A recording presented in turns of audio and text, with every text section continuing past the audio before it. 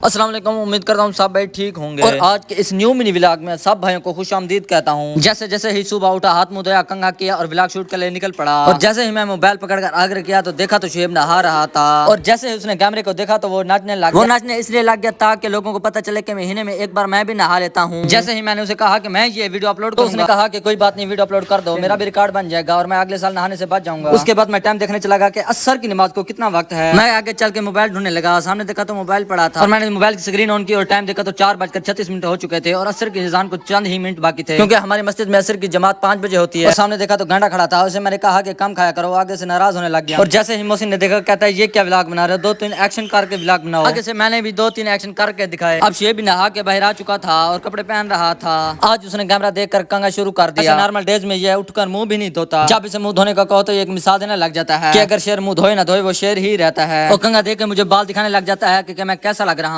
और उसके बाद वो परफ्यूम उठाता और साथ पड़ी अतर को उठाता है। असल में परफ्यूम जो थी वो लेडीज थी, इसको ये भी नहीं पता था ये कौन सी परफ्यूम है। खैर वो परफ्यूम उठाता है और अपने आप को लगाने लग जाता है। आज मैं भी हैरान था कि खैर है ये आज परफ्यूम क्यों लगा रहा है। खैर मैं खड़ा खड़ा थक गया और मैं चलने लगा। खैर शुएब की तैयारी मुकम्मल हो चुकी थी और उसने ओके का इशारा किया और चल पड़े। हम कहाँ जा रहे हैं, ये कहाँ लेके जा रहा है, ये तो वो आगे चल के पता चल जाएगा कि इतनी तैयारी करके वो कहाँ जा रहा है। इसलिए मुझे रास्ते में बताया कि एक इफ्तार है, आज वहाँ भी जाना है और मैं भी बहुत खुश हो गया था। खैर इतनी तैयारी के बाद ये कहाँ जा रहा था ये तो देखो, आपको पता चल ही गया होगा। ये आया था जानवरों की तरफ उसे पानी पिलाने। इसने कहा कि मैं गाय को पानी पिलाता हूँ और तुम जाओ, छोटा बैल खड़ा है उसे पानी पिलाओ। और मैं भी चल पड़ा। ये है छोटा बैल जिसे पानी पिलाना था। एक तो डर बहुत लग रहा था क्योंकि ये मारता बहुत ही ज्यादा है। मैंने डर डर के इसे बहुत ही मुश्किल से खोला और चल पड़ा पानी पिलाने।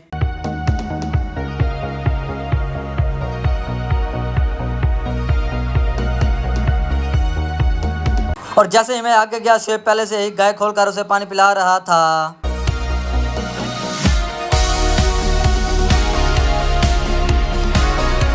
मैंने शुएब से पूछा जब जानवर पानी ना पी रहा हो तो कैसे उसे पिलाएं? बोला ये लफ्ज बोलो। मैंने जब ये अल्फाज सुने तो मेरी हंसी निकल पड़ी। फाइनली जी जानवर वगैरह को पानी पिला के हम सीधा चले गए बकरियों की तरफ। बकरियों को सब चारा डाला और बकरे को चारा डालने के बाद छोटा बकरा खड़ा था उसे खोला और उसे भी चारे के लिए छोड़ दिया।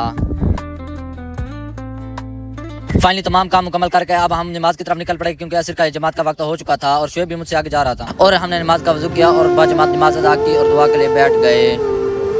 नमाज अदा करने के बाद हम बाहर आए, मैंने जूता पहना और हम चल पड़े। शुएब भी नमाज पढ़ के घर की तरफ चल पड़ा।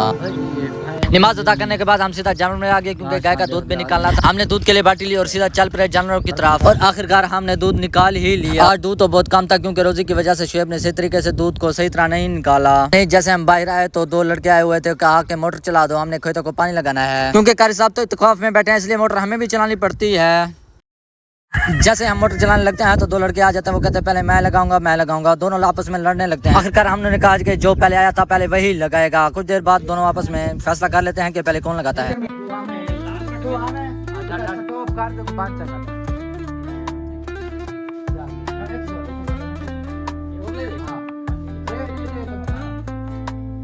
फाइनली जी एक जगह इफ्तारी थी, वहां से हम होकर घर आ गए थे और आज का व्लॉग यहीं तक होगा। जिस भाई ने अभी तक सब्सक्राइब नहीं करा सब्सक्राइब कर ले ताकि हमारे हर व्लॉग आप तक पहुंच रहे हैं। खुदा हाफिज।